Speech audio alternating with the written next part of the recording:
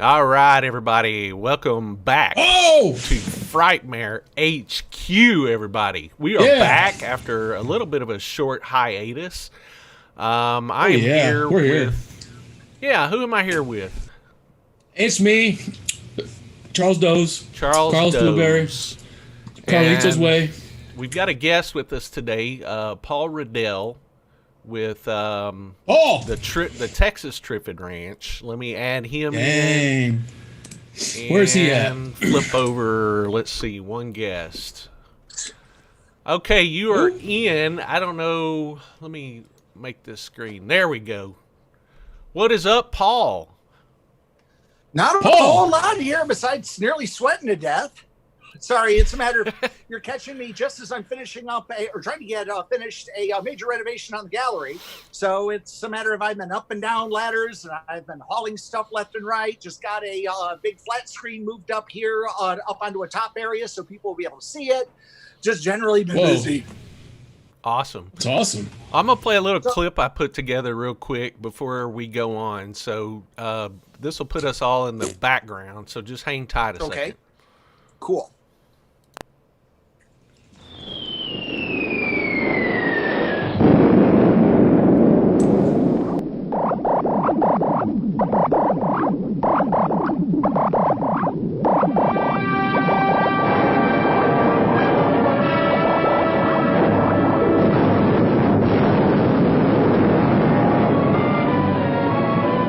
The day of the Triffids, when terror rained from the sky.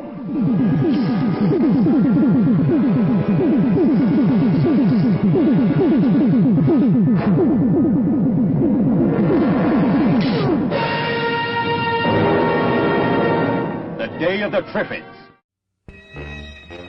Feed me food. Oh, take it easy, Dracula. What do you think I'm carrying here, my dirty laundry?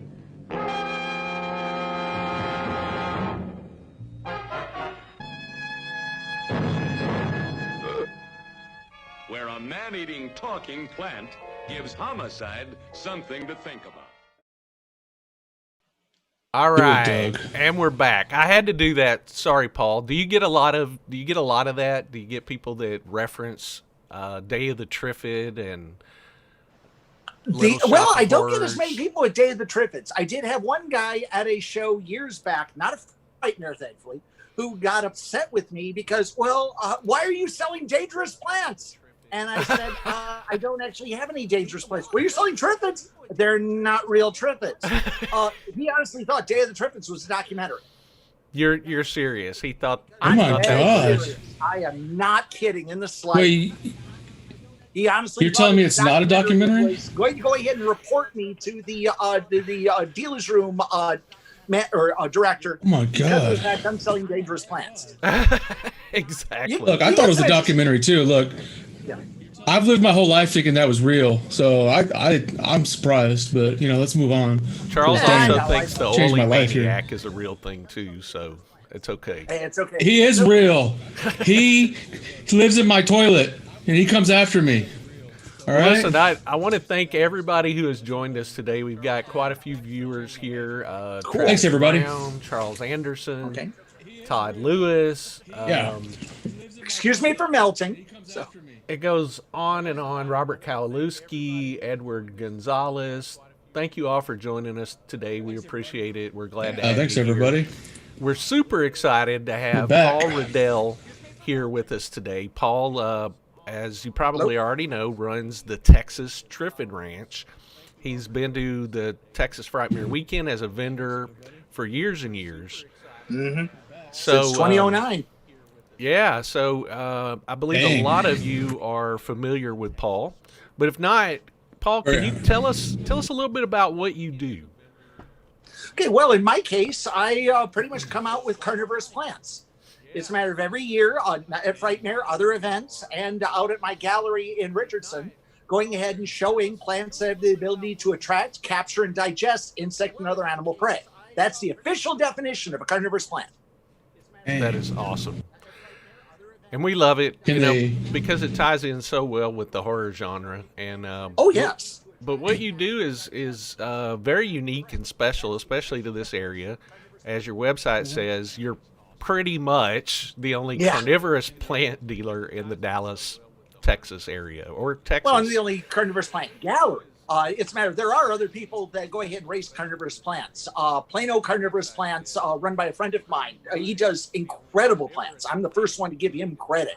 He forgets more in his sleep than I'm ever going to remember. And Yeah. he's like 18. So, but anyway, no, I make a point of actually having a gallery, as I'll show here in a minute. As you can see with some of the stuff in the back, I make custom enclosures for all of these. Part of my issue is that over and over, I hear people, and they come out at Frightmare in droves. You get kids who come on up, and they're afraid I'm going to yell at them about, well, I had a fly trap, but it died. And I'll ask them, do you know why it died?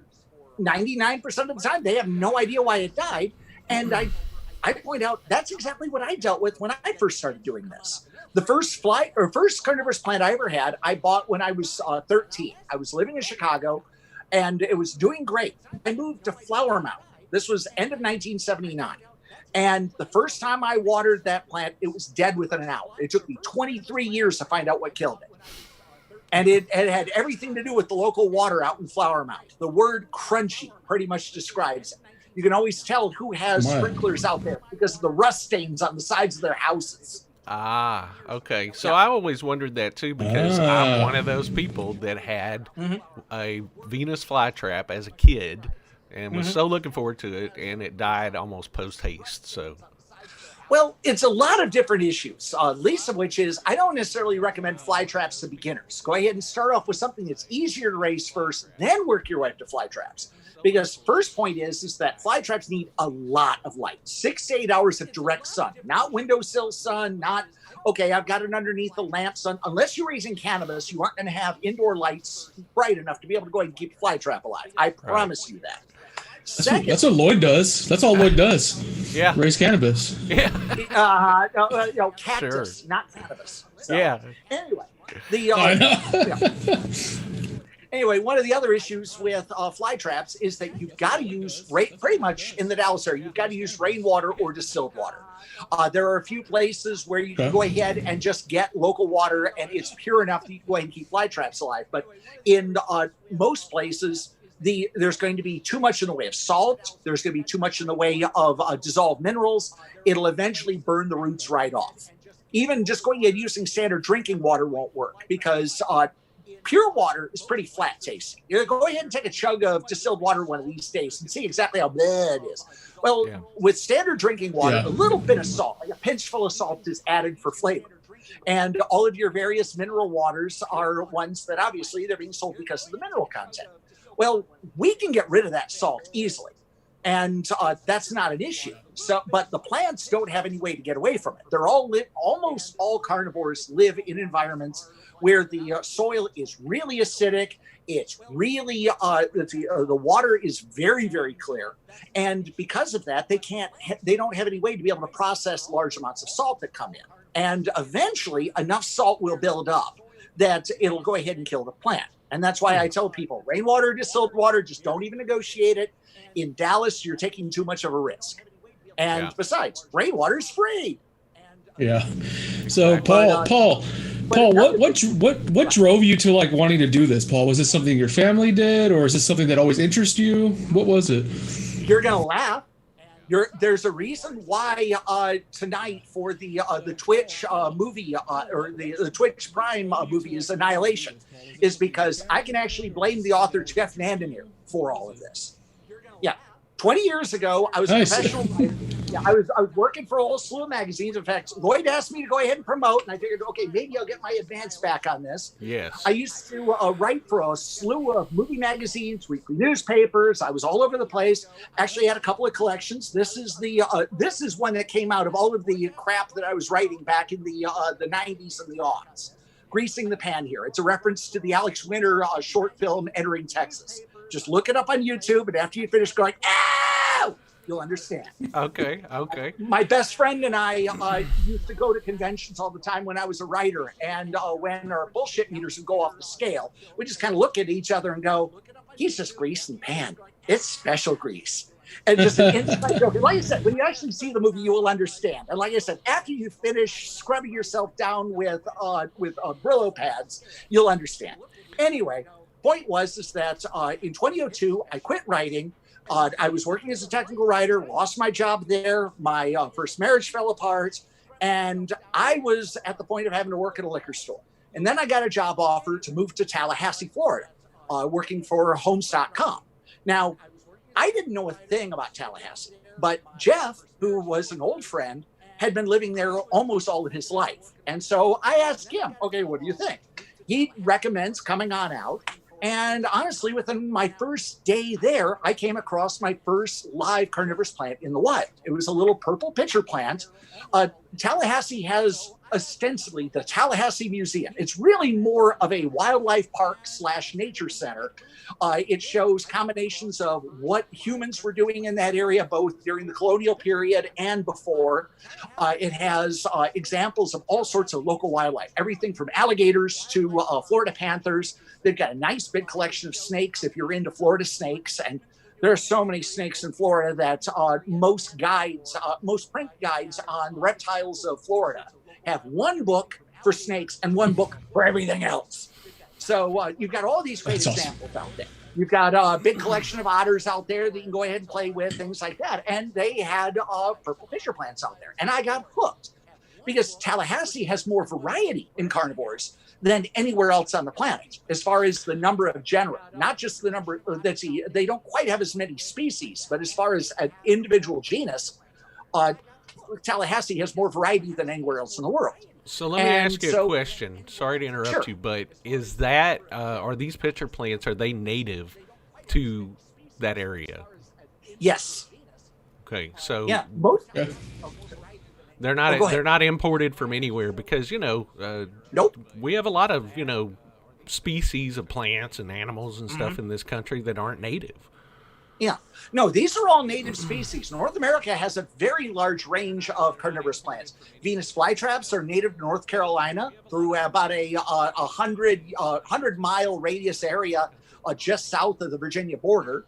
That's the Florida Panhandle and Georgia are loaded with carnivorous plants. You even have some species. I thought all of these carnivorous plants were some kind of exotic species from some jungle, remote jungle. South America? That's what I always thought. The funny part is South America is relatively bereft in carnivorous plants. I'll go ahead and I'll show you some examples of South American pitcher plants over here. But so far, there aren't a huge number of places where carnivores do really well. But, Australia has a big selection of them. They've got, in fact, they have one of the biggest oddballs in this, which I'll show you here in a minute, the Australian pitcher plant. But they also have a lot of, in fact, I'll go ahead and I'll show everything over here so that everybody can see what I'm talking about. But but the main thing is that, North America has a ridiculous variety on both coasts. In fact, one of the plants I'm going to show here, that little purple it ranges all the way up the Gulf Coast, up the East Coast, through New Jersey, up into Newfoundland. And in fact, it's exactly. It's the purple pitcher plant is the flower emblem, the Canadian equivalent of a state flower for the province of Newfoundland and Labrador.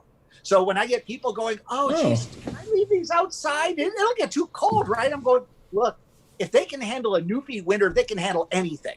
And then when they look at going, how that bad? I go, look, -40 is a gosh number. It means the same thing in Celsius and Fahrenheit. Namely, my wife hears that. My wife is a native Dalasite. She hears -40, and you can hear the scream. Yeah. I mean, just describing my I was born in Michigan and lived in Chicago for a while, lived in upstate New York for a while. And when I tell her about typical winters up in Michigan, it's a matter of it takes about 3 hours for her to stop because it's that alien to her. And but anyway, with purple plants, they can handle a Newfie winter. And in fact, there's a great place here in Dallas called the Maple Leaf. It's Dallas's only Canadian restaurant. They're located off of LBJ and Preston Road. Oh, I love that restaurant. Yeah. I love that restaurant. Yeah. I live real close to that restaurant. Yeah, I was going to say, I used to live just right around the block from there. When I was first starting all of this, I was living in a little condo right around the corner. And but anyway, besides the great food, and I can't recommend their chicken fried steak poutine highly enough because it grabs your heart like a fist, but man, it's worth it. Anyway, the deal otherwise is that if you take a look at the back wall at the Maple Leaf, they got this whole collection of Canadian tourist kish out there, commemorative plates and whatnot. And right over near the door, there's a spot that has a plate of the flower emblems of Canada. And when you take a look at it like a clock dial at 5 o'clock, there's a purple pitcher plant for Newfoundland. Wow. And in fact, I know that. That's cool. Before Newfoundland became part of Canada in 1948, Queen Victoria herself fell in love with purple pitcher plants, to the point of not only did she declare this was the flower emblem of Newfoundland, but that this was going to be the all official symbol.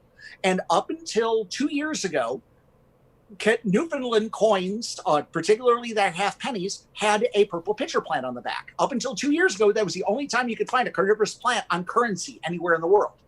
Malaysia now has some of their pitcher plants, but at that time, that was still a really, really big deal. So yeah, it's a matter of that you find like I said, you find pitcher plant, or you find carnivores on every continent but Antarctica. And Antarctica used to have them based on pollen sampling from pollen cores taken from all over the continent. Antarctica had a pretty good population of carnivores until it froze over.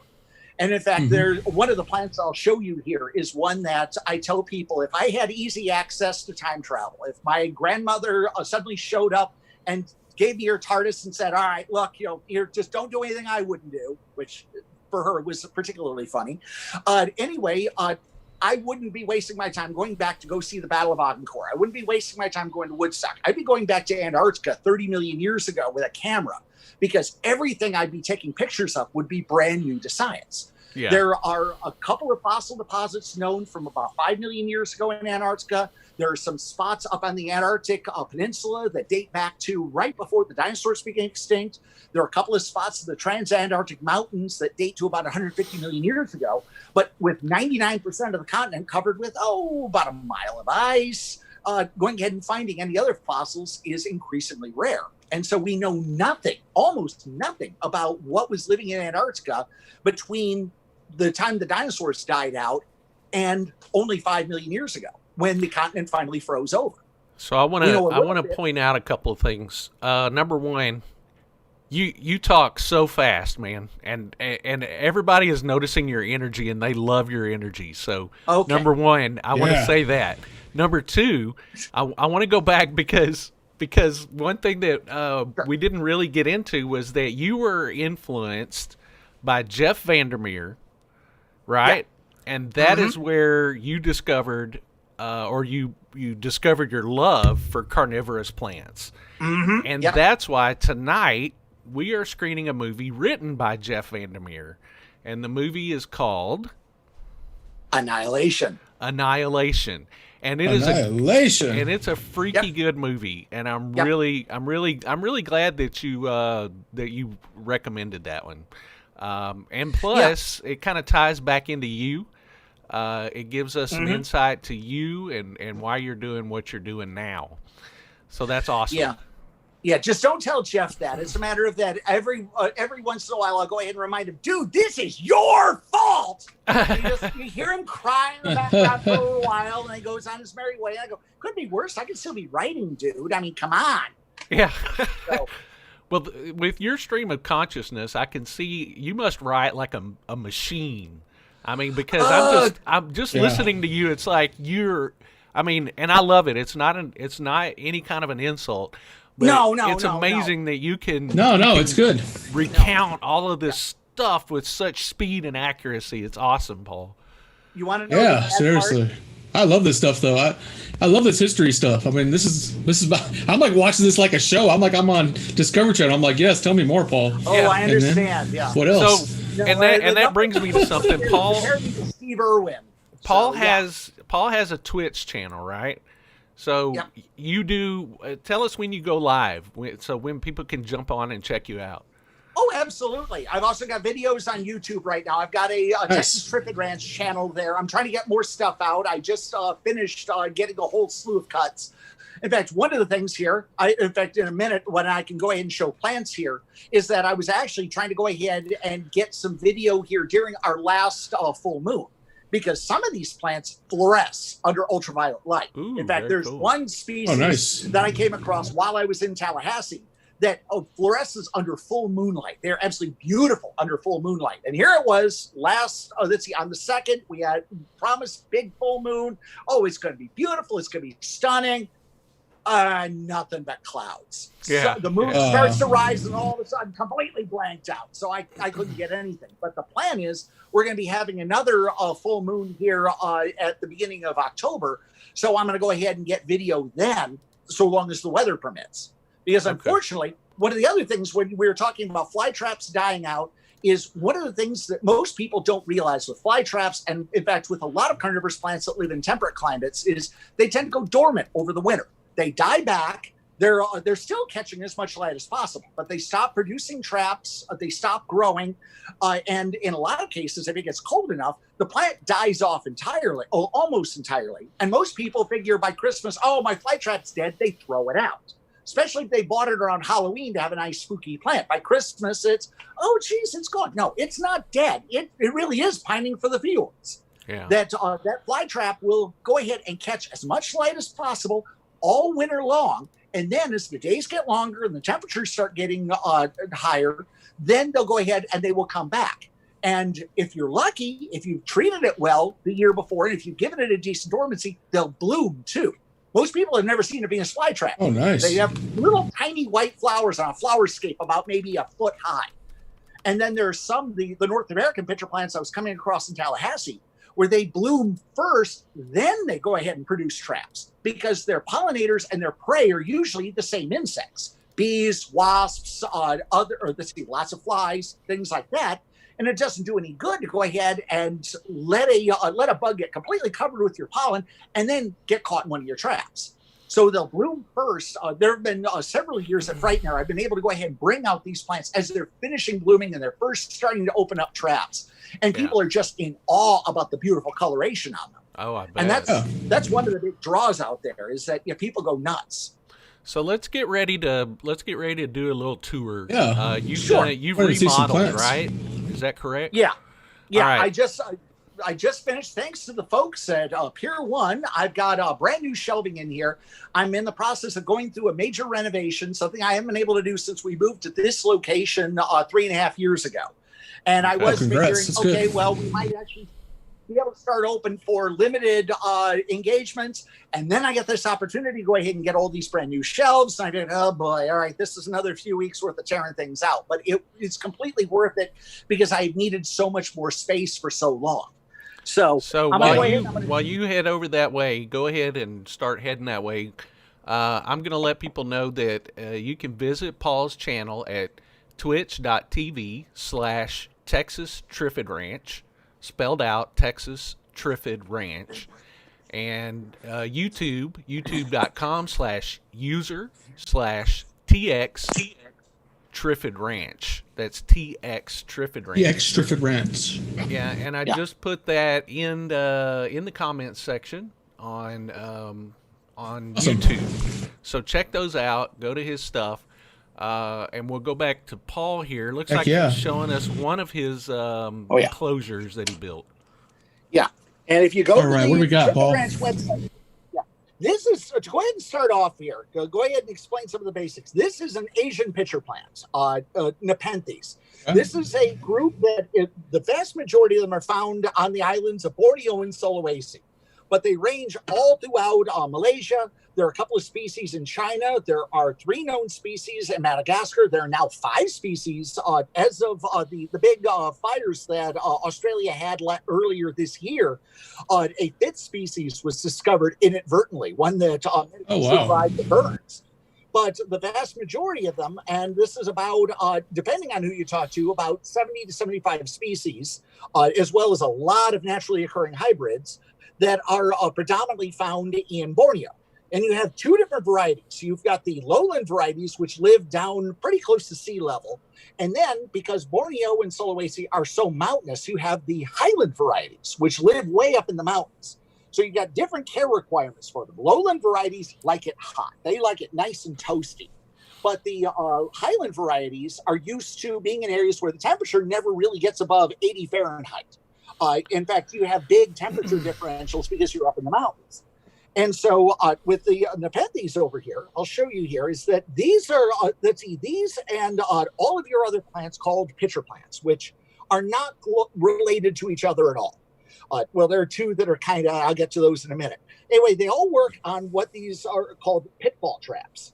In the case of Nepenthes here, what happens is the insects are drawn in both by the plant secreting nectar along the lid and the lip of the trap, and that lip also fluoresces very strongly under ultraviolet light. That with the vast majority of species at 830 nanometers of UV, it actually glows bright blue. Now, we can't see it because we don't see ultraviolet. But most insects see very far into the UV.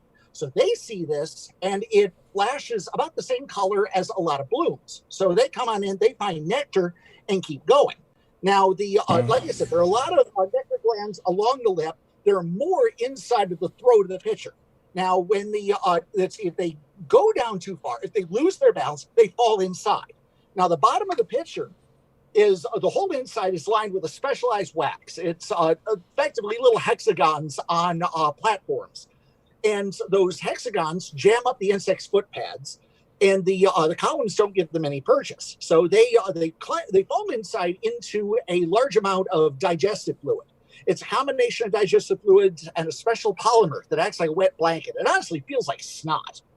And that ends up wearing the bug out. It drowns, it dies, and then digestive enzymes in the fluid end up breaking it down, and the plant's able to go ahead and absorb nitrogen from the dead insect. Hey, Paul. And, yes, sir. Do you have to feed these plants? About maybe once a month. One of the other big mistakes. Do you feed them insects? Yes. All right. What kind of insects do you feed these things? Usually I'm going for things like crickets. The good news is you can feed them by hand. Yeah, say you get a mosquito in the house, you can just drop it inside of the pitcher, and the plant can go ahead and digest it on its own. The prey does not have to be alive. Okay, so do you, other than watering them and feeding them insects sometimes, what else? Do you have to feed them like other plants, like, like Miracle Grow or something? I'm just wondering. In fact, with the vast majority you have to water them? Are lethal to carnivores. You want to go ahead and kill them fast, go ahead and give them Miracle Grow. They're lethal, Loyd. Miracle They Grow. don't like Miracle Grow. Yeah, well, as they say in the gardening trade, there's a reason why it's called Miracle Grow, because if you can get it to grow, it's a miracle. So, are you able to feed any of these plants for us today? Not right now, only because I don't have anything that's available. Not to mention, you aren't actually going to see any reaction on here, because you don't. I get a lot of people that will assume that this lid closes afterwards, and I have to point out, no, that's a rain guard. That's to keep the trap from filling full of water, and that's smart. Inside here from flushing out. Now, I have an example here on another one. Go ahead and really mess with you. I'll go ahead and give a nice view across here. This is. Oh, sorry. Go ahead. Yes. No, I was just saying these plants are like they're like dirty teasers. They're like, hey, come on, big boy, come here and get some of this nectar. And then they're like, ooh, I got you. You ain't going nowhere, stud. That's the point, man. You want to know what's better? I like it. Yeah, this is a very common carnivore. This is Nepenthes Ampullaria. And I've got to go with the Latin on a lot of these because there just simply aren't common names for a lot of them. And this Ampullaria here is an oddball. You'll notice that the lid there is kind of pathetic. It just kind of flips off on the top. And for 150 years, anytime anybody took a look at the interior on those, usually you'll find the indigestible portions of insects trapped. It's still trapped in the pitcher. And it doesn't have to be insects. There are some species that have been known to go ahead and catch small vertebrates, shrews, rats. There are rumors of baby monkeys caught in some of these, but that happens very, very rarely. Now, with Ampullaria, the only thing anybody ever found were bits of dirt, sticks, stuff that had fallen from higher up in the jungle canopy. And then the real surprise was about 10 years ago when a group of researchers actually went out to take a look at Ampullaria in the wild during the monsoon season. They'd always gone after the rains ended. And you've got to understand that the monsoons in Borneo are impressive. As in, literally, you've got to hold your hand over your mouth to be able to breathe because the rain is coming down so hard. Picture the worst Texas gully washer storm that you've ever dealt with. and assume you're dealing with that for almost 3 months. So yeah, we're talking here some really impressive storms. Well, you ended up with a crew that decided to research during the monsoon season. And what they found with these traps, the reason why they didn't have any prey is because the traps act as a nesting site for one of the smallest frogs in all of Asia.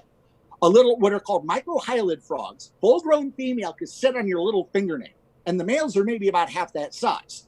The males each claim a pitcher. They have a tremendous call, as loud as the coqui frog from Puerto Rico. The coqui frogs are so loud, they were accidentally introduced into Hawaii, and you have whole areas on the Big Island that it's a felony to try to sell a house without letting people know you've got coquis in the neighborhood, because they've got 130 decibel calls. And it is impossible to sleep during mating season because these little itty-bitty frogs have such a monstrous call. Well, the microhylids are the same way. And so the females lay their eggs inside, and the tadpoles spend their entire lives inside of the pitcher until they're old enough to emerge. Now, you notice the lip on the pitcher is particularly wide, almost like a boat landing. Well, that's exactly what it's intended to do. They catch debris falling from higher in the jungle canopy. They drop in there, so that acts as the base food stock for an entire population of animals that live in there. And the tadpoles are just part of it. And when the tadpoles are finally big enough to emerge as adults, they just go ahead and climb on that boat ramp and hop off into the jungle. And it's just, the tadpoles are almost microscopic. So in their case, they would be otherwise, almost anything would eat them. So by going ahead and laying their eggs inside of the pitcher, the plant gets all of its nitrogen off of frog waste, off of dead tadpoles, off of all the other critters that are living in there, while at the same time, the frogs end up getting a good, safe place to go ahead and lay their eggs. So this is just one of the cases of symbiosis that you see within the carnivorous plant community. There are a lot of animals that will live inside of the pitchers to take advantage of prey, but these and one other species, and I'm working on an enclosure to go ahead and get this one up and going. This one has pitchers that act as a nesting site for one of the smallest bats in all of Asia. Little bitty woolly-haired bats about the size of your thumb joint that they actually roost inside of the Where do you get these plants from, Paul? Do you have somebody who's out looking for these for you, or do you go out to certain places can you even transplant a plant? Like if you find a plant in the wild, can you transplant it into an enclosure? How does it work? Well, a lot of these are ones that are grown in captivity. In fact, honestly, I recommend that for a lot of different reasons. Least of which is you got plants that aren't as stressed as they would be if they were poached from the wild. Secondly, you end up with ones that don't have problems with parasites, don't have problems with diseases, that will go ahead and grow that much better. And thirdly, it's a matter that many species are now becoming endangered because of reckless poaching. So I actively encourage captive raising. I feel the same way about reptiles that I feel with plants, is that if you could possibly help it, go ahead and get them where they've been raised in captivity instead of where they've been collected from the wild. I think that these are those seeds that people are getting from China.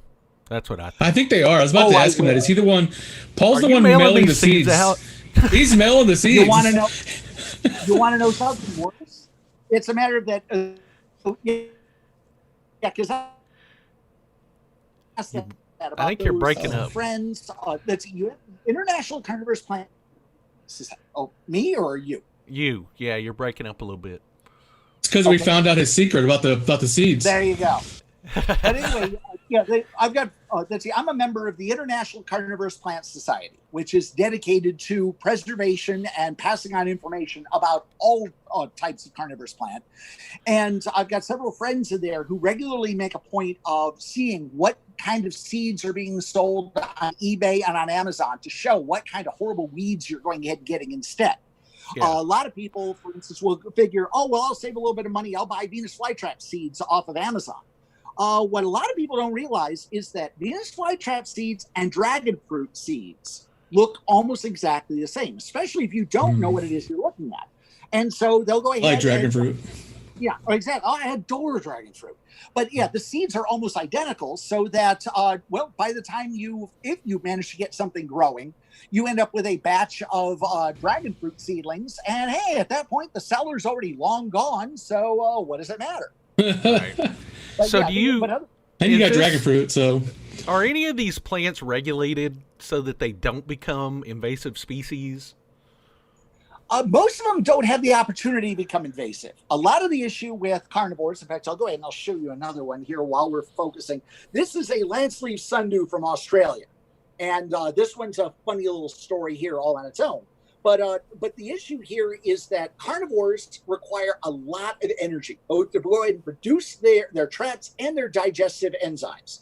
The reason why you don't find carnivores everywhere is because it takes so much energy that they live in areas where there's so little nitrogen, so little phosphorus in the soil that this is the way they're able to stay alive, that they're not outcompeted by everything else. Yeah. And so, like, for instance, with this, if you notice here, if you take a good look at the leaves on there, you'll notice those little spots of dew that are on the edge. Yes. This is diagnostic. There are many carnivores these are what are called sticky traps. Many carnivores that have traps like this. You've got the sundews that have these sticky hairs here. You have the butterworts where the entire top of the leaf surface is sticky. There's even a very rare group from South Africa called Riridula, or sometimes called the flycatcher bush, where they produce leaves very much like a sundews, except with all of these others, they're secreting a glue called mucilage. It's a sugar compound, so it both smells sweet and it fluoresces under ultraviolet, then drawing the insects that get caught in the glue. Now, with Riridula, they actually secrete resin. So in the wild, they've actually been documented catching birds the size of robins.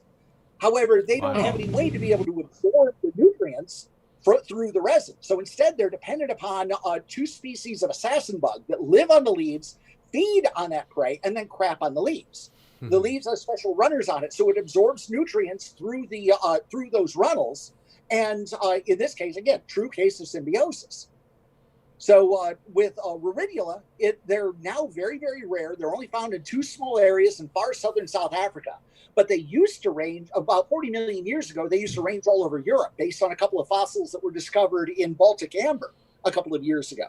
About as close to a man-eating plant as you're ever going to see, because, again, they could actually handle a prey much larger than what any of these others are.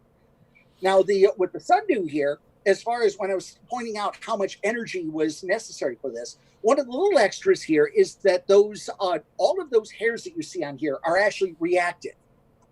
And when an insect gets caught in the glue on one, as it's fighting to get free, it causes all of the other ones to converge on the bug and force it down to the leaf surface. Now, other sticky-haired traps don't actually move. Sundews are very, very unique in that regard. And we still here? We can still hear you, but we lost your video. Okay, let's go ahead and try this. That's again. Cool. Well, while you're fixing that, I've got a little bit of a question. So and it's kind of informative. I want to point out to people that not only do you have plants that you sell, but you do these really cool enclosures as well. Yeah. So I'm trying to figure out why my. Okay. I think you got to turn your video. So I assume your enclosures probably. I mean, they're probably different for every plant, right? You have to know exactly how this plant can survive. I mean, like you said, they are resilient, but you have to know the temperatures and what they're used to and everything. Yeah. Correct. That's a lot of it. Part of the reason why I do these enclosures is specifically because many of them, like the Asian pitcher plants you're seeing here, this is one that's being rehabilitated right now. It's actually starting to come back. But a lot of the problem with Dallas is that we just not only do we get so dry during the summer, but we have such variable humidity. We can go from 95% humidity first thing in the morning down to 7% in the afternoon. I measure that on a regular basis. And with the Nepenthes here, like with this one here, it stopped producing pitchers for a long while. And the reason why is because with with Nepenthes, half of their moisture requirements come from moisture absorbed through their leaves. And because of that, when the average humidity goes below 50%, they stop producing pitchers. They just simply can't absorb enough moisture to be able to go and keep going. And when the average humidity over the space of the day goes below 30%, they die because their roots just simply can't pull in enough moisture. I mean, honestly, if you were to go ahead and wash the roots out here, in fact, I'm going to go ahead and try to show you here in the center. There's a new plantlet growing up here in the center. is that if you were to go ahead and wash all of the dirt off the roots, it honestly looked like the hair caught in a shower drain. They're pretty much there to go and hold the plant in the soil, and that's about it. But so all of their water requirements are coming from what they're absorbing through their leaves. And if we were in Houston, I'd say, yeah, you want to go ahead and raise these outside all summer long, knock yourself out. I mean, 95% humidity out there all the time. You'll have a grand fun time out there. But in Dallas, we get that south wind that comes through and just slurps the moisture out of everything. And that is one of the two reasons why I started up the gallery, so that I could have better better humidity control on these. I could actually set up larger enclosures, and I wasn't having to risk bringing them out to shows all the time. Because it's a matter of that, just, well, for everybody familiar with Frightmare, it's a matter of that it's just between the big crowds and the fact of you see something really big, but you realize, okay, 7, 8 people all in one car driving out to Frightmare, and you're wondering, where am I going to find the room for something like this? So that's why for Frightmare, I'll go ahead and I'll bring out small enclosures. I'll bring out examples of ones at the gallery so people can take a look. But the main thing is actually having a gallery go ahead and show them off, so that you can do so at your leisure, and you're not wondering, okay, how the hell am I going to get this thing home? Right. So the enclosure you got there, what's the theme? Is this Jesus? No, these Jesus. are. I decided. Actually, you're gonna laugh. This is. Let's see. This is one where I scared the hell out of Jeff Vandermeer when I was telling him about this. Is that I was working on these and said, "Yeah, now I got a bunch of Anne Hathaway heads on my workspace." And he goes, "What?" It's a matter of that. Yeah, I was working on another project. This is actually tied. In fact, I'll bring it around here in a second. I was working on a project that was directly inspired by one of Jeff's novels, Born. In fact, I'll bring it over here. Is that he had this great image. In fact, there's a scene in Born involving what looked like dead astronauts. In fact, he did a follow-up called Dead Astronauts that came out last year. And the deal was that these were hazmat suits that had just been out for so long that they had bleached white. And so they looked like astronaut spacesuits. And you had all of these plants just flowing out of the front. And I figured, now I got to go ahead and run with this. Oh, yeah, and that's so cool. That's cool. That meant the only way I could go ahead and find decent scale spacesuits was by taking a bunch of Interstellar action figures and tearing them apart. Going ahead, taking the bodies out. Well, I had these spare bodies. I figured, hey, let's make up a bunch of robots. Will you do a custom enclosure if somebody asks you and say they have a theme in mind? All the time. I just did one for a customer. She wanted to get her mom a unique present, and so I did a copy of the Doors of Durin from the Fellowship of the Ring, the dwarf doors that light up. Yeah, and so that's exactly what she wanted. She wanted a pitcher plant like one of these, and growing in front of the Doors of Durin. So that one was a lot of fun to put together. It was even more fun going in and actually getting it over there because I had to carry the whole thing. Now, you've had a Cenobite enclosure in the past too, right? Haven't you? I've had quite a few different ones here. In fact, I was going to say, let me go ahead. I'll show you off some of the other ones. This is one giant leap. And when I was telling you about the various symbiosis in here, this plant right here, this is Nepenthes bicalcarata. Now, if you take a look on the underside, you'll notice right underneath the lid, right where my middle finger is, you'll see these little teeth that come off of here. Now, what those are for, nobody is quite sure. Well, they're officially called nectaries. They actually secrete nectar, and you know that the plant is happy. In fact, this one here, you can actually see the shine on it. Let me get it up real close, where you can see the nectar actually growing off of that. That it's a good sign that when it actually looks like a snake's fangs dripping venom. Now, in the wild, these plants live in symbiosis with a species of ant that will go ahead. The ants will actually nest alongside the plant. When it gets a little bit larger, there's swellings right at the base of the pitcher that will go ahead and the ants will burrow into, and they'll use those for raising their young. In the process, the ants will both go over the entire leaf surface looking for fungus spores. So in the wild, these plants that have an active ant colony in them grow 40% better than ones that don't, because they're not having to fight with fungus. And the ants will also daisy chain down into those pitchers and tear apart any prey that's too big. Well, another one of the reasons why so many carnivores tend to die is that when people try to feed their fly trap, they're usually going and giving the plant something a little bit too big for it to digest. You've got with anything that's enclosed, People. because the plants don't have teeth, they don't have knives, they don't have food processors. They have a limited amount of time, 3 to 5 days, to be able to digest that prey before it starts to rot. And when it starts to rot, if you're lucky, it just kills off the traps. Sometimes that rot will actually spread to the heart of the plant, and it'll kill the whole plant. So the ants will daisy chain down into the pitchers. And this one here is a relatively small one. When it's full size, the pitchers will be almost the size of softballs. And so correspondingly, they catch really big ass prey. And the ants will daisy chain down in there and tear apart that big prey. They'll even sometimes drop their dead inside. And this way, the plant gets its nitrogen that way. In return, the plant not only offers them a place to live, but also secretes nectar to go ahead and feed them, especially if there's no available prey. And so, the other thing is that if anything is stupid enough to mess with one of these plants, I understand the sting on those ants is really impressive. So, Paul, what's the lifespan of these plants, Paul? What's the lifespan of these? Is it actually longer in the wild than it is in captivity? It honestly depends. There are some of these that are so relatively new, nobody's quite sure.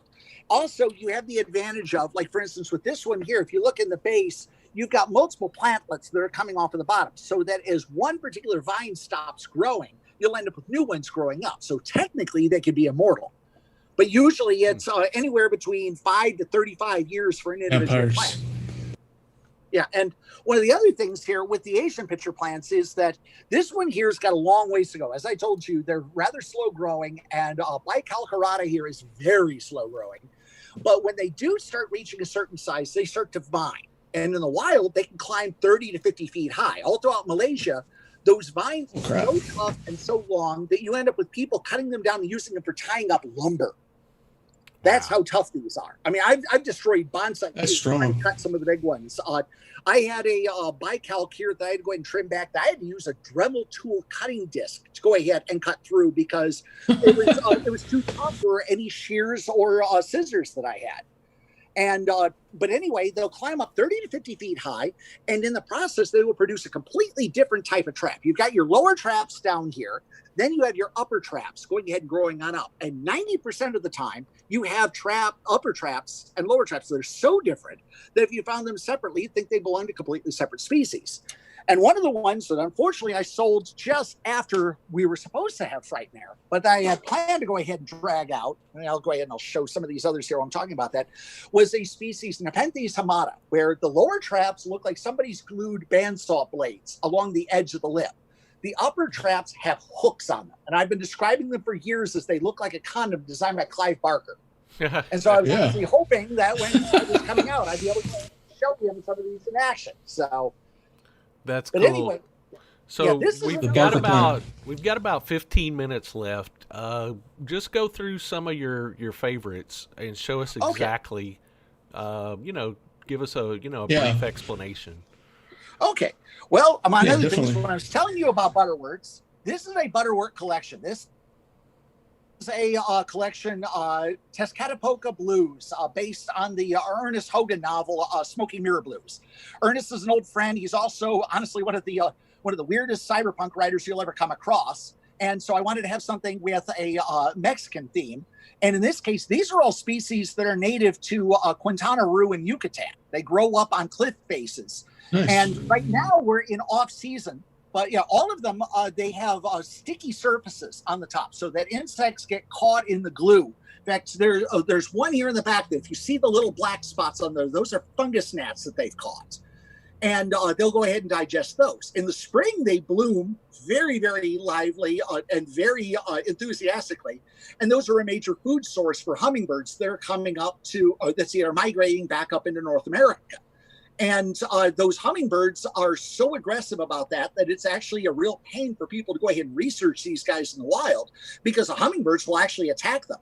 There's a very good reason why the Aztecs war god was always portrayed as a hummingbird, because those little guys have no fear of man, beast, or God and will kill you if given the opportunity. Wow. Now, this is, let's see, when I was telling you about the different types of pitcher plant, this is a South American pitcher plant, Heliamphora. These guys have a unique story on them.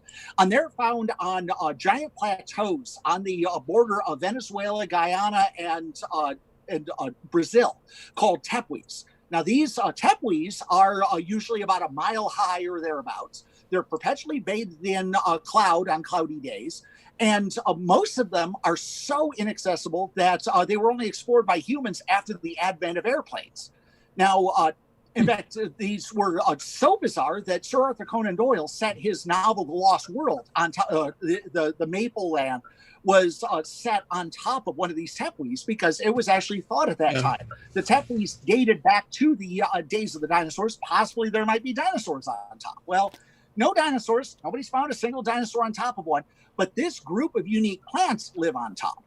And these are also pitfall traps on here. The difference is if you notice the little nub on the top of the picture, those are called nectar cups.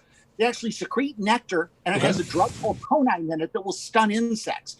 They get drunk, they hit a slick patch on the inside, will fall inside of the pitchers. And with many of these species, you'll also get little itty bitty frogs that will sit right on those slick patches, watching that nectar cup, just waiting for a bug to get drunk and fall in. It's no real effort for them, and they're pre-digesting the prey for the bug.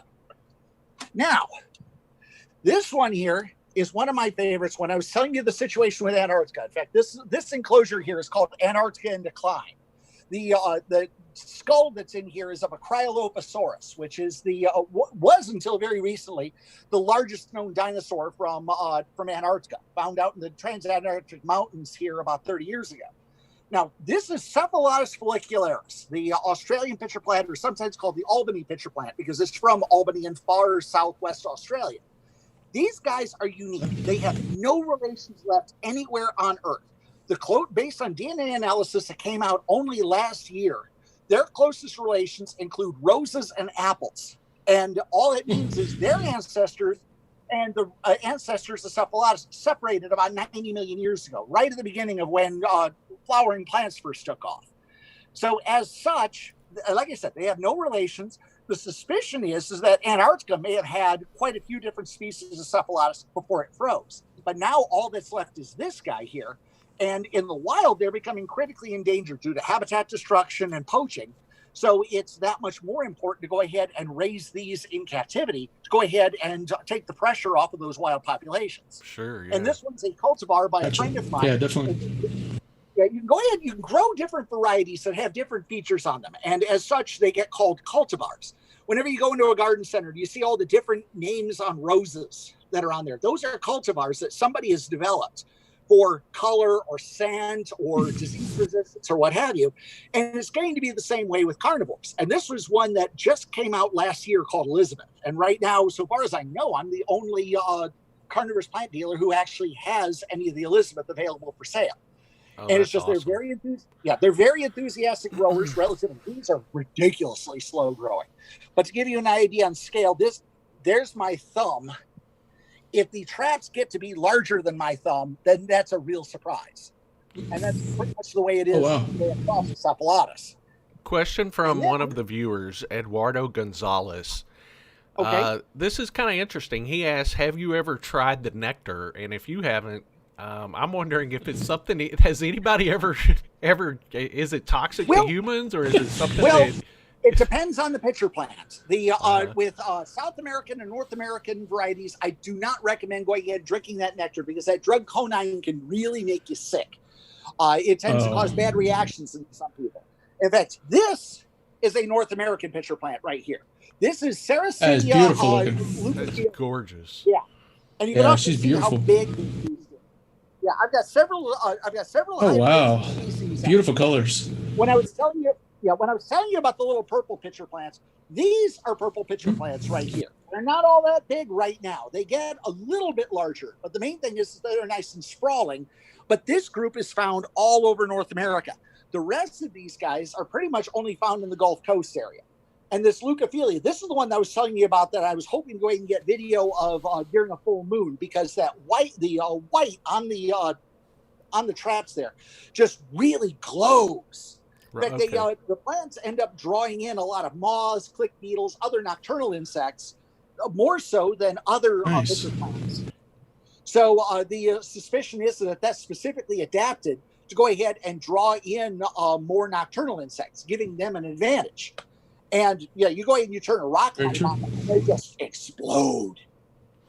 Give us an idea of That's crazy. of price ranges. If somebody were to walk in, somebody asked, one of the viewers asked what prices were. So if somebody were to walk in, what's a range of prices they could look forward to if they just want to buy a plant or a plant and an enclosure?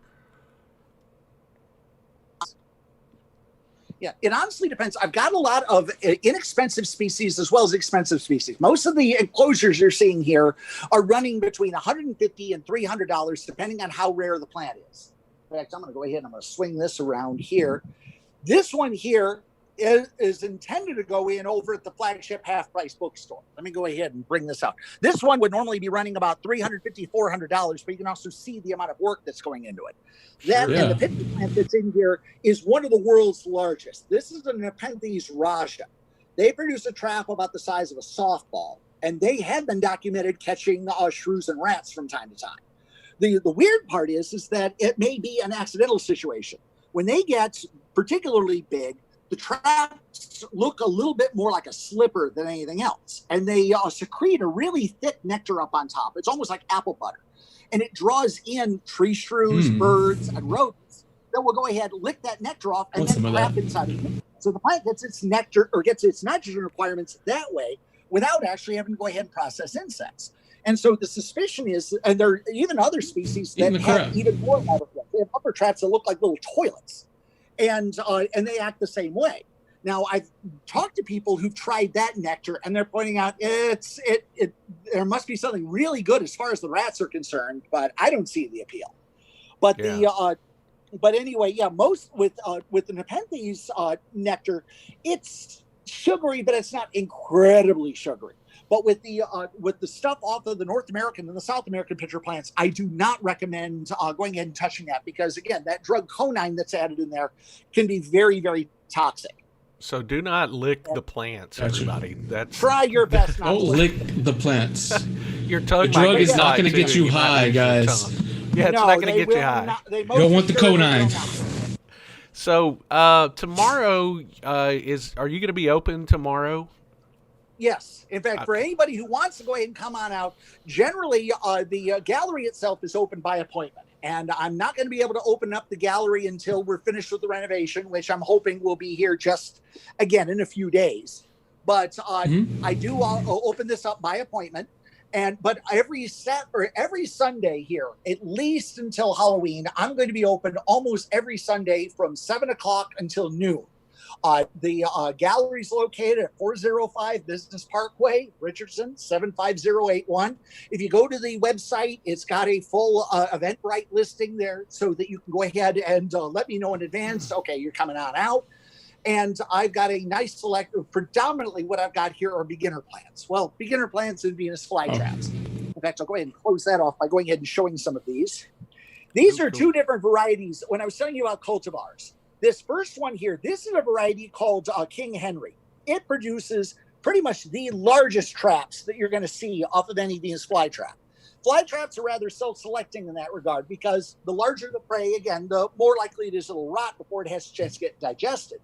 So King Henry is about as big as you're going to be able to get without any insect being caught in there, generally being way too big.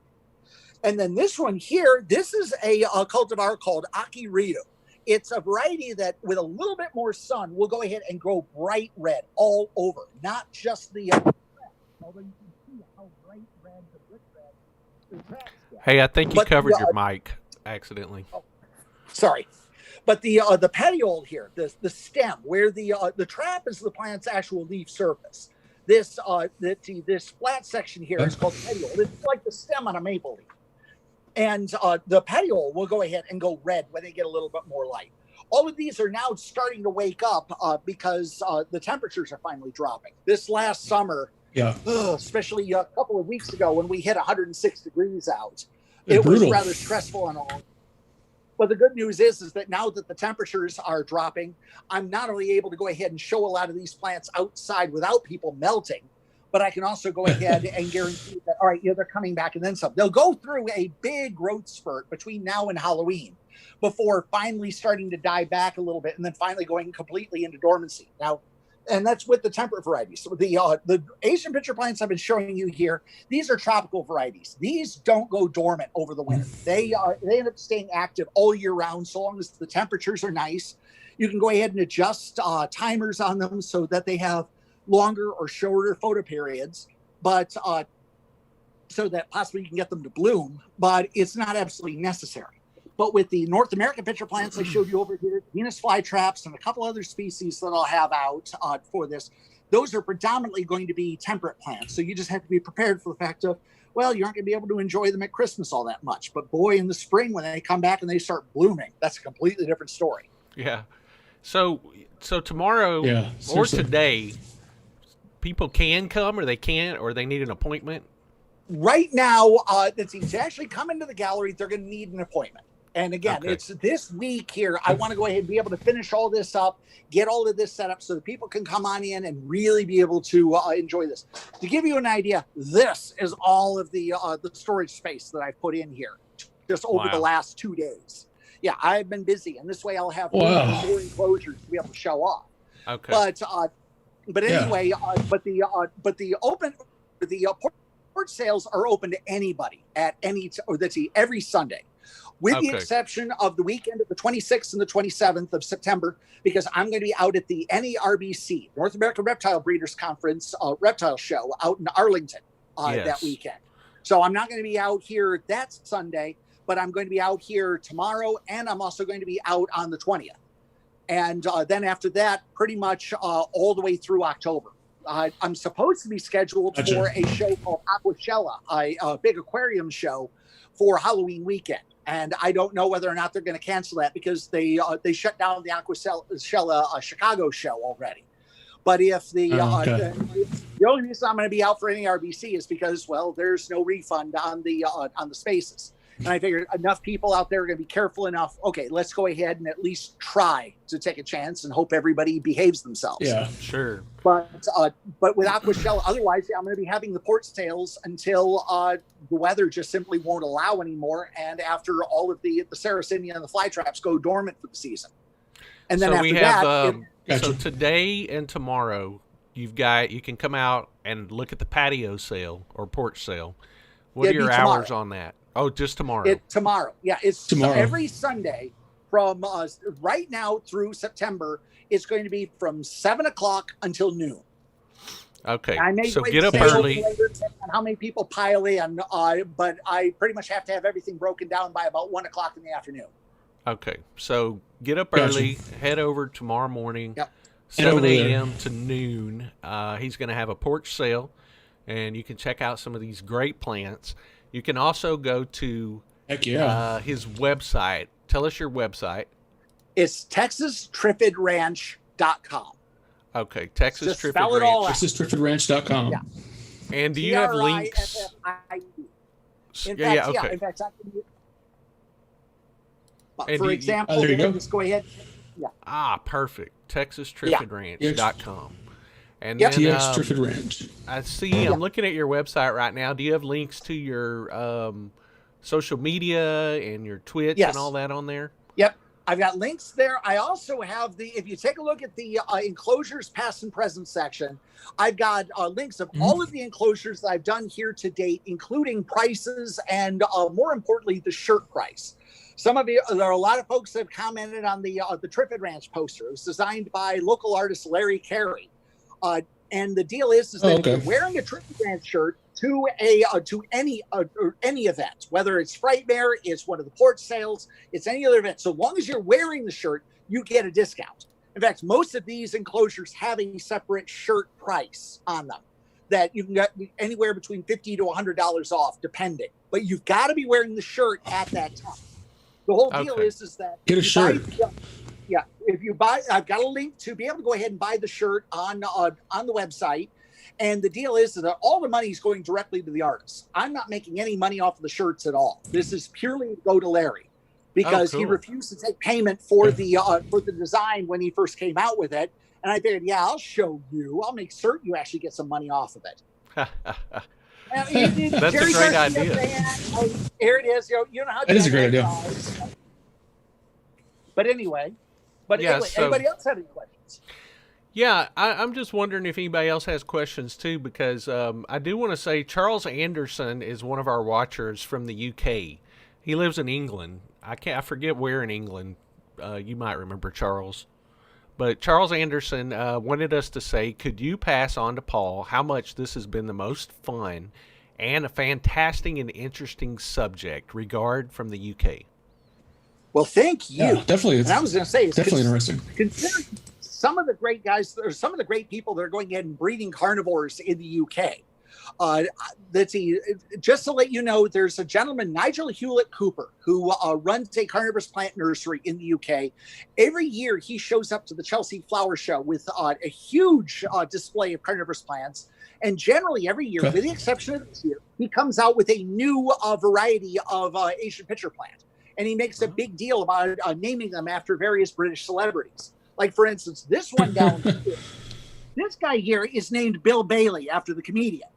And I love this that deep purple pictures on it. But yeah, this is named after Bill Bailey of Black Books and the like. But there's a Dame Helen Mirren that unfortunately has got about a 10-year waiting list on it because so many people want this. Wow. With the Helen Mirrens, they've got a beautiful frill all along the lip as well. And when she actually saw this, she was understandably thrilled to take a look at this. It's honestly one of the most spectacular carnivores I've ever seen, and it deserves her name. Oh boy, does it deserve her name. Well, but anyway, every year, Charles says thank you, and he just found the site of the gentleman that you were recommending. Cool.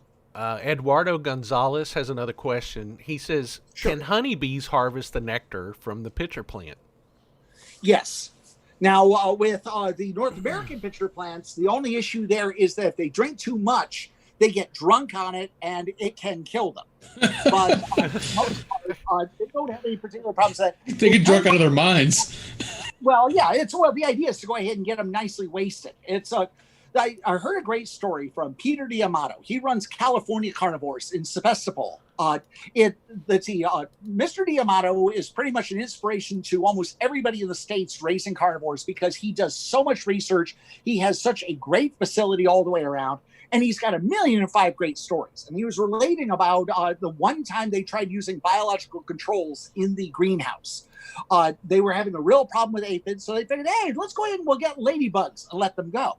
Problem is, ladybugs love the nectar. They absolutely love they love the conine drug nectar in there. So they were getting drunk and falling in, and he's describing how they're literally tripping over aphids to fall into the pitchers, so that by the end of the day, he's got an entire nursery full of Sarracenia that are packed up to the gunwales with dead and dying ladybugs.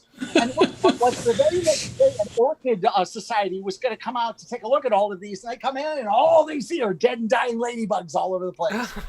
They haven't been back since. Oh my goodness! So is it bad if they were overfed these plants, or is that? Well, actually, yeah. If they don't get the opportunity, the wasps are a big one there because wasps. Let's see, I may have an example over in here. Let's see, with the North American pitcher plants, generally, when the temperatures get too high and the plant isn't able to go ahead and draw fluid up into the trap, you'll end up with insects that are trapped in here that'll rot before they have a chance to get digested. In fact, I call it bee burn because you'll end up with bees that'll come on in, they'll slide on down, they'll actually gnaw a hole in the dead portion on there, climb out, and then go ahead and do this all over again. I've got friends in New Jersey in the carnivorous plant trade that we say, hey, guess what? It's a bee action park over here. Just, how many times can you go ahead and do something that stupid over and over?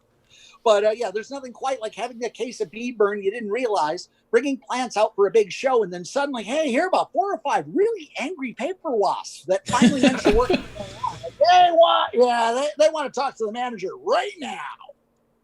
This is amazing, Paul. I mean, I've this had a great is the second time you've joined us, and every time I always say it, there's just not enough time to do everything.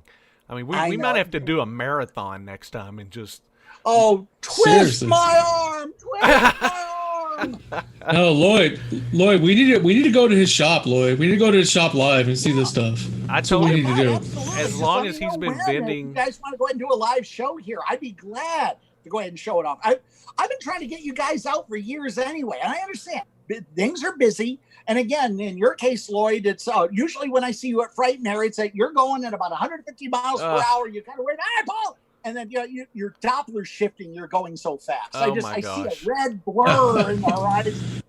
But yeah, again, it's understandable. We'll have to figure that out. I'd show you guys this and let you have the time to go ahead and ask all the questions you want, because I know that for every question you're asking me already, you got about 5 or 6 that are just on the tip of your brain. I do, and as long as I've known you, Paul, I've never been out to the gallery, and shame on me. Literally, there's no excuse. Shame on you. Shame on me for not coming. There's no excuse. Don't worry about it. Again, it's completely understandable. But that was the reason why when we first opened up at the new location, I had that big Frightmare Christmas party, because I figured you guys bust your butts so much to help me. And I'll even go ahead and for everybody else who doesn't know about this, in 2017, when I was coming on in, it was bad enough I was already running late, but as I'm actually getting to DFW Airport to get to Frightmare, my truck got hit by lightning. All I hear is this kaboom on the side. So what do all these jokers do? They start calling me Sparky. Yeah, I remember that. Sparky. Yeah, it's a matter of they're wondering, can I go ahead and jumpstart cars with my bare hands? So am I going to be doing Ready Kilowatt cosplay?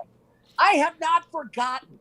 Trust me, I have not forgotten, and I'm going to figure out some way to go ahead and do something even better for you guys than going ahead and buying you pizza for Christmas. Oh, no, you definitely, you don't owe us anything. We owe you everything, Paul. Yeah, that's why we love talking to this. Yeah, we love seeing this stuff. It's cool. Fascinating to me, and I love it, and I can't wait. Tonight, everybody, don't forget that tonight Paul is hosting Annihilation, which was the movie that, well, not the movie, but the author of the book inspired Paul to become the man that he is today. So make sure you tune in tonight. That's at 7 p.m. Central.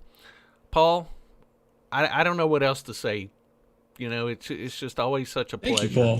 That's what I want to say. Well, thank you. It's so fun doing this. And thank everybody who's listening in on this, because again, number one, I horribly miss not being able to do Frightmare this year. You have no idea. My wife, Caroline, she wasn't able to be out here at the moment, but she's usually selling jewelry right next to me. She has so badly missed all of you so much. And I've missed you as well. It just, honestly, to steal from Rowan Atkinson, it's a matter of life without you guys is like a broken pencil. Yeah. Pointless. Well, we're so happy to be able to have this platform where we can connect with everybody, like yourself and all the vendors, and just to close out, you're always welcome on here, Paul. If there's any time you want to come on, just let us know, and we'll make a spot for you. Yeah, well, I don't want to go ahead and step on anybody else's toes, so I figured if anybody else comes on in, but I can go ahead and definitely show off some other stuff. Among other things I've got that's in spring. Normally, I do a flower show out here. Go ahead and show all of these. Folks in the UK are familiar with the Chelsea Flower Show. Well, I joke about this being the Manchester United Flower Show, but it's specifically go ahead and show off carnivores. And I've got a whole group of carnivores called Butterworts that in the spring, they produce these absolutely stunning blooms.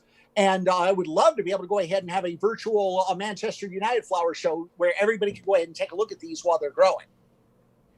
Awesome. Yeah, that'd be cool. Keep us posted. Sure. And we will always spread your message for you. If you need us to post something on our Facebook page or anything, just let us know. Sure. We're glad to do it. Let us know. Oh, absolutely. And let me return the favor as well, because I'd love to go ahead and do more activities with Frightmare like this, especially for the number of folks that, for understandable reasons, we can't get outside. I'm having to be extra careful here right now. My mother-in-law is in hospice care right now. She already has major respiratory issues. We can't risk, and even if I wouldn't have problems with COVID-19, we can't risk her getting this. So it's a matter of I have no problem going and doing events for everybody else where they aren't able to go ahead and get out of the house either. And that's what we're trying to do. That's what everybody's trying to do is just make it. We're all having to deal with this at the same time. And so we've got to understand that nobody wants to get sick. Exactly. Yeah. All right. Well, bring these out. Paul, thank you so much again. Thank you. Thank all of you. Absolutely. Thank you. And I think this will about wrap us up for today. I want to thank Paul for coming on. Charles, good to see you again. It's really nice to get back in the swing of things after about a 10-day break. Vacations are great. Yeah, a little bit of a break. You're always ready to get back to it.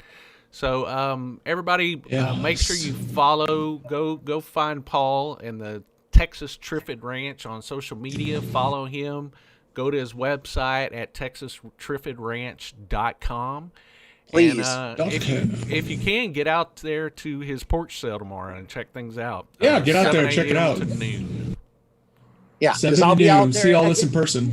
Noon.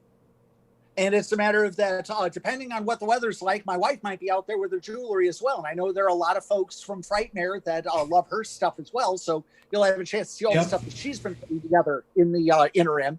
And with it being outside, this is going to be a nice, safe environment. Not to mention, hey, it's supposed to be nice and cool tomorrow.